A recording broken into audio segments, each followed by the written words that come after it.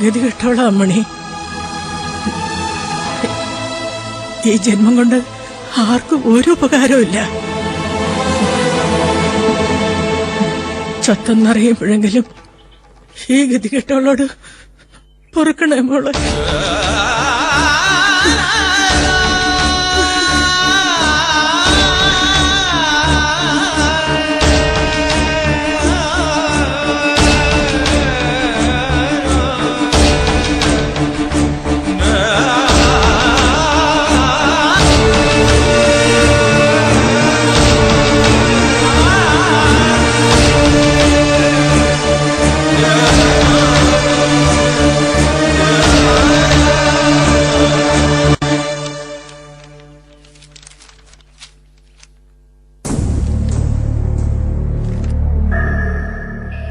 മോളെ, ഇനി നിന്നെ കാണാൻ ഞാൻ വരില്ല. ഞാൻ ഈ നാട്ടിൽ നിന്ന് പോവാ. എന്തിനാ എവിടെ നിൽക്കുന്ന? നീ എന്നെ ആട്ടിപ്പായിക്കുകയും വെറുക്കുകയും ചെയ്തിരുന്ന കാലത്ത് എന്നെ സ്നേഹിച്ചിരുന്ന ഒരുപാട് പേരുണ്ട്. അവരൊക്കെ ഇപ്പൊ എന്നെ വെറുത്തു. ഓരോ ചെറിയ ജയത്തിനും ഒരാളുടെ ജീവന് നീ ബലി കൊടുത്തതും നീ കാണിച്ച ക്രൂരത കൊണ്ട് മരണം കാത്തുകിടക്കുന്ന അവസ്ഥയില യമുന. അതിന് ഉത്തരവാദിത്വം പറയേണ്ടി വന്നത് ഞാനാ. നിനക്കെന്നെ വേണ്ട, ആർക്കും എന്നെ വേണ്ട. പിന്നെ ഈ ജന്മം കൊണ്ടെന്താ? ഇവിടുന്ന് പോകുമ്പോ എല്ലാം മറക്കണം. എത്ര ദുഷ്ടത്തരം കാണിച്ചാലും ഞാൻ പെറ്റതല്ലേ നിന്നെ.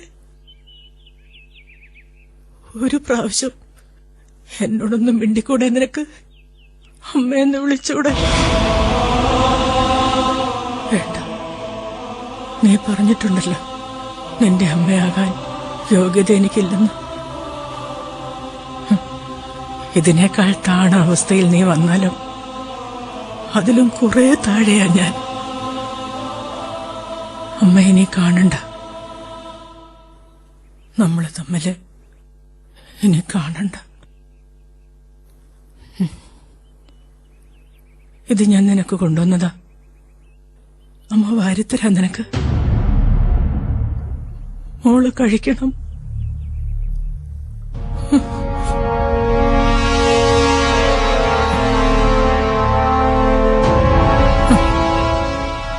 ഇനി അമ്മ ഒന്നിനും നിന്നെ ബുദ്ധിമുട്ടിക്കില്ല. നിനക്ക് അപമാനമായും നിന്റെ മുമ്പിൽ വന്ന് നിൽക്കില്ല.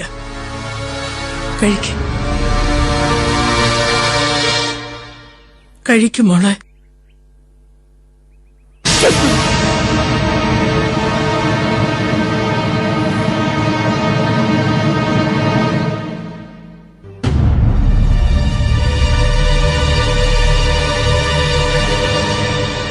അമ്മയുടെ അവസാനത്തെ ആഗ്രഹം മനസ്സ് നിറഞ്ഞ അമ്മ തരുന്നത്. കഴിക്കുമോളെ.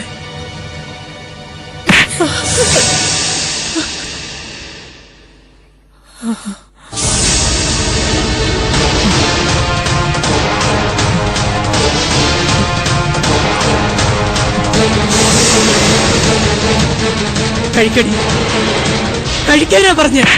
കഴിക്കടി, നിന്നെ കൊണ്ട് ഞാൻ കഴിക്കടി.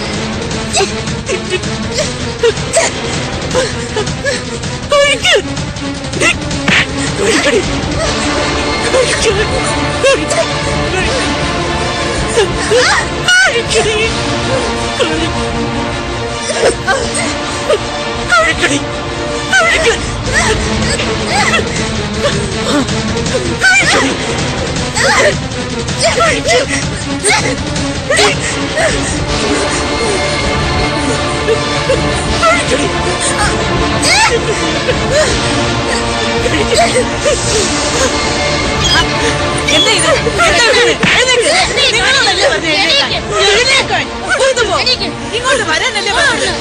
ഇവരാരാ എന്റെ അടുത്ത് കഴിച്ചത്?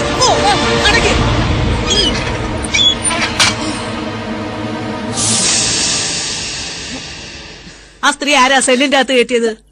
അത് സാറമ്മേ, അമ്മയും മോളും അല്ലേ. എന്തെങ്കിലും അടുത്തിരുന്ന് മിണ്ടും പറയാ ചെയ്യട്ടെ എന്ന് കരുതിയാ. ഇവളാ തള്ളെ കൊന്നിരുന്നെങ്കിൽ പൊന്നമ്മ സമാധാനം പറയുവോ? ദേ, ഇനി എന്നോട് അനുവാദം ചോദിക്കാതെ ഈ സെല്ല് തുറന്നു പോകരുത്, കേട്ടല്ലോ? ആ.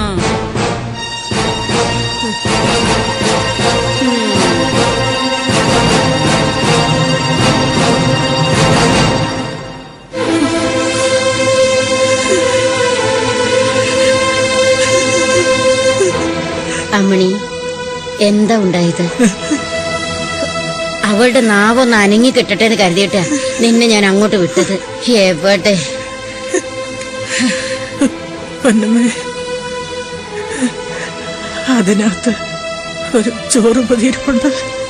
അത് വേറെ ആരും എടുത്ത് കഴിക്കരുത്. അത് ഞാൻ അവളെ കൊല്ലാൻ കൊണ്ടുവന്നത്.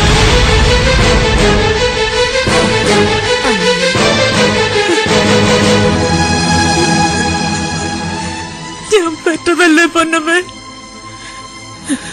ഇതിനകത്ത് കിടന്നാലും അവളുടെ പക അടങ്ങില്ല. അതുകൊണ്ട് വിഷം ഒഴിച്ചോണ്ട് വന്നതാ ഞാൻ.